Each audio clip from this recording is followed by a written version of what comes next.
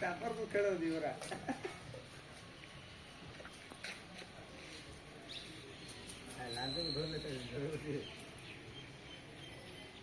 चकू नाही तर त्याला गेली नाही चकू नाही